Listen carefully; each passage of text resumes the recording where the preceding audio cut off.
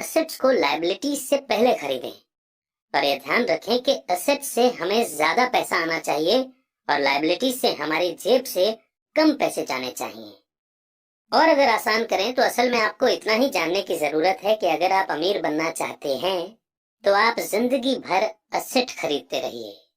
अगर आप गरीब या मिडिल क्लास आदमी बनना चाहते हैं तो आप लायबिलिटी खरीदते रहिए।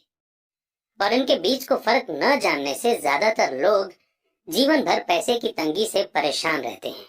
पैसों के लिए एक आदमी इसीलिए परेशान होता रहता है क्योंकि न तो वो इन शब्दों को समझ पाता है और न ही इन नंबर्स को। जिन लोगों के सामने पैसे की मुश्किलें आ रही हैं, उन्हें ये समझ लेना चाहिए कि शब्दों या नंबर्स में ऐसा कुछ है जिसे वे पढ़ नहीं पा रहे हैं। कोई चीज ठीक से उनकी समझ में नहीं आ रही है। अमीर लोग इसीलिए अमीर होते हैं क्योंकि इस मामले में वे पैसे की तंगी से परेशान लोगों से ज्यादा समझदार होते हैं। तो अगर आप अमीर बनना चाहते हैं और अपनी दौलत को बनाए रखना चाहते हैं तो पैसे के बारे में सीखना और समझदारी दोनों इम्पोर्टेंट हैं, शब्दों में भी और नंबर में भी। ध्यान रखिए कि सिर्फ नंबर से पूरी बात समझ में नहीं आती है और सिर्फ शब्दों से भी पूरी बात समझ में नहीं आती है। मायने तो पूरी कहानी के होते हैं। किसी फाइनेंशियल रिपोर्ट में नंबर को पढ़ना प्लॉट या कहानी ढूंढने की तरह ही है। पैसा कहाँ जा रहा है, इस बात की कहानी। 80% परिवारों की पैसे की कहानी ये होती है कि वे अमीर बनने के लिए कड़ी मेहनत करते जाते हैं। इसका कारण ये नहीं है कि वे पैसा नहीं कमाते, असली कारण ये है कि वे जिंदगी भर एसेट की जगह लायबिलिटी खरीदते रहते हैं। आइए अब हम समझते हैं कि गरीब आदमी अपना पैसा कैसे खर्च करता है। एक्चुअली एक गरीब इंसान को एसेट और लायबिलिटी के बारे में कुछ पता नहीं होता, इसलिए वो बेचारा अपने पैसों को कुछ इस तरह से खर्च करता है। उसे पैसे उसकी सैलरी से मिलते हैं, वो उन्हें खर्च कर देता है और उसके पैसे खत्म हो जाते हैं। उसे ज्यादा पैसे कमाने के लिए रोज दोबारा मेहनत करनी पड़ती है, यानी कम पैसे होने की वजह से ना ही एसेट खरीद पाता है और ना ही लायबिलिटी। अब बात करते हैं मिडिल क्लास आदमी की। एक मिडिल क्लास आदमी के पास इनकम थोड़ी ज्यादा आती है और वो पैसे पहले उसके एक्सपेंस कॉलम में जाते हैं, यानी वो पहले अपने खर्चे पूरे करता है और उसके बाद वो लायबिलिटीज खरीदता है, जैसे कि नई कार, नया मोबाइल फोन, नया घर वगैरह। ये लायबिलिटीज उसकी जेब से हर महीने पैसे निकलवाती रहती हैं। एक मिडिल क्लास इंसान के पास बहुत ही कम एसेट्स होते हैं जो उसे पैसा कमा कर दे सकें। कई मिडिल क्लास लोगों के पास कोई भी एसेट नहीं होता है, यानी कोई पैसिव इनकम का सोर्स नहीं होता है, इसलिए वो पूरी जिंदगी रैट रेस में लगे रहते हैं। फाइनली आता है एक अमीर आदमी का एग्जाम्पल। इसके पैसे खर्चने के तरीके बहुत इंटरेस्टिंग हैं। इन लोगों का पूरा फोकस अपने एसेट कॉलम पर होता है, यानी ये अपनी इनकम से पैसा खर्च करके यही सोचता है कि वो ऐसी चीज कैसे बनाए या खरीदे जिससे उसे हर महीने पैसा मिलता रहे और इन पैसों के लिए उसे ज्यादा काम न करना पड़े। इनकी ये सोच होती है कि ये अपनी जिंदगी में एसेट बनाएंगे और उसके बाद ही लायबिलिटी लेंगे। इसलिए कई छोटे बिजनेसमैन को भी आपने यही कहते सुना होगा कि पहले दुकान फिर मकान। तो अभी हमने ये सीखा कि गरीब को एसेट या लायबिलिटी के बारे में नॉलेज ही नहीं होती है। मिडिल क्लास इंसान को थोड़ी बहुत नॉलेज होती है, लेकिन वो अपनी पूरी जिंदगी लोगों को शो ऑफ करने के लिए लायबिलिटीज लेता जाता है, जो उसकी जेब से एक बार नहीं बल्कि बार बार पैसे निकलवाती हैं, और इसीलिए ये लोग रैट रेस में लगे रहते हैं। अमीर आदमी सबसे पहले अपने एसेट पर फोकस करता है। वो सोचता है कि पहले वो पैसिव इनकम सोर्स क्रिएट करेगा और उसके बाद ही लायबिलिटीज लेगा। बस पैसे खर्च करने की प्रायोरिटी ही किसी इंसान को अमीर तो किसी को गरीब बना देती है। हम में से हर एक को जिंदा रहने के लिए खर्च करना पड़ता है। हम सभी को रोटी, कपड़े और मकान की जरूरत होती है।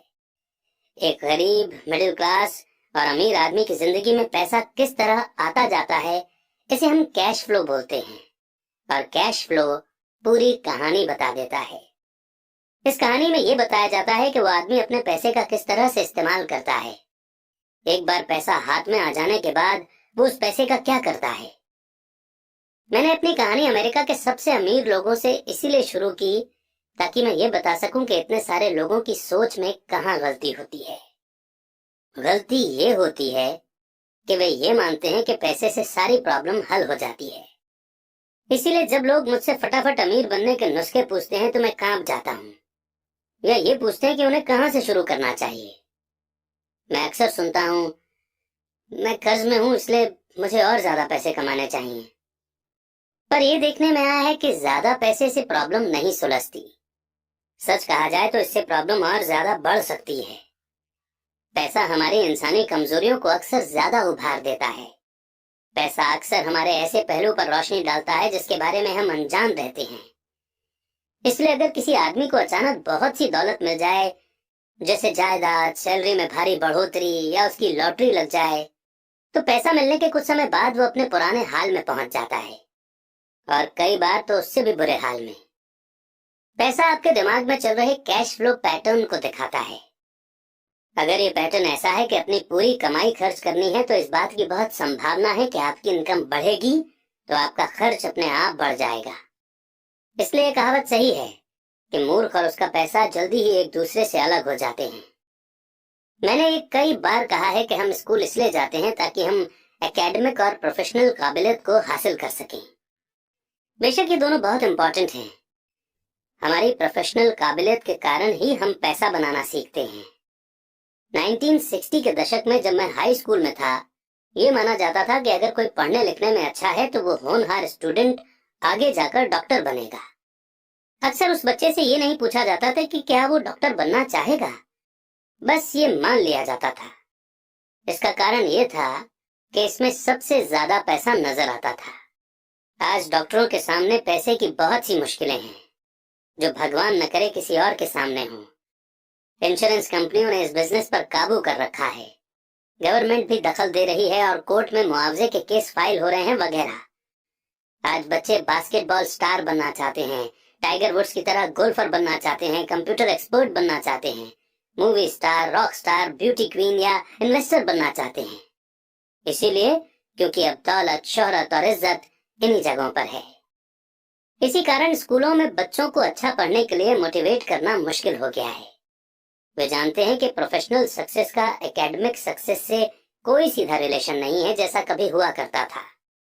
क्योंकि स्टूडेंट्स में स्कूल छोड़ते समय पैसे की कोई समझ नहीं होती है, इसलिए करोड़ों पढ़े लिखे लोग अपने बिजनेस में तो सक्सेसफुल हो जाते हैं, पर बाद में वे पैसे की तंगी से जूझते रहते हैं। वे और ज्यादा मेहनत करते हैं पर अपनी प्रॉब्लम से जीत नहीं पाते। उनकी एजुकेशन में कमी ये नहीं है कि उन्हें पैसा कमाना नहीं सिखाया गया, बल्कि कमी ये है कि उन्हें पैसा खर्च करने का तरीका नहीं सिखाया गया। पैसा बनाने के बाद उसका किस तरह से इस्तेमाल किया जाए और उसे किस तरह से संभाला जाए, इसे पैसे की समझ कहते हैं।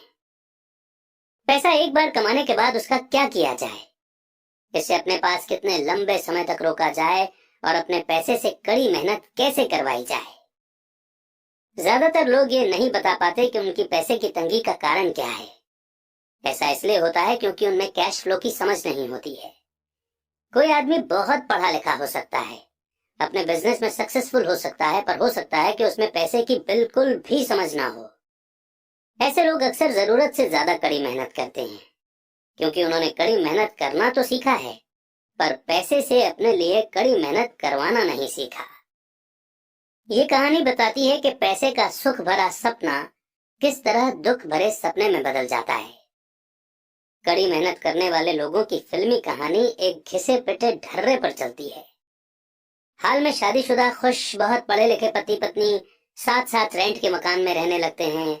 जल्दी उन्हें ये लगने लगता है कि वे पैसा बचा रहे हैं, क्योंकि दो लोगों के साथ साथ रहने का खर्च भी लगभग उतना ही होता है जितना कि अकेले आदमी का। प्रॉब्लम यह है कि जिस अपार्टमेंट में वे रहते हैं वो छोटा है। वे अपने सपनों का घर खरीदने के लिए पैसे बचाने लगते हैं ताकि वे बच्चे पैदा कर सकें। अब उनके पास दो लोगों की सैलरी होती है और वे अपने करियर पर ज्यादा ध्यान देने लगते हैं। उनकी इनकम बढ़ने लगती है। जैसे जैसे उनकी इनकम बढ़ने लगती है उनके खर्चे भी बढ़ने लगते हैं। ज्यादातर लोगों के लिए पहले नंबर का खर्च होता है टैक्स। एक एम्प्लॉय के लिए टैक्स में सबसे बड़ी प्रॉब्लम यह है कि जैसे ही उसे सैलरी मिलेगी सीधा ही सबसे पहले उसका टैक्स कटेगा। बाद में बचे हुए पैसे उसे मिलेंगे जिससे वो अपने बाकी के खर्चे करेगा, और टैक्स एक सबसे बड़ा एक्सपेंस है। फिर लायबिलिटी बढ़ने लगती है। इसे समझाने का सबसे अच्छा तरीका यह है कि हम वापस यंग पति पत्नी की कहानी की तरफ चलें।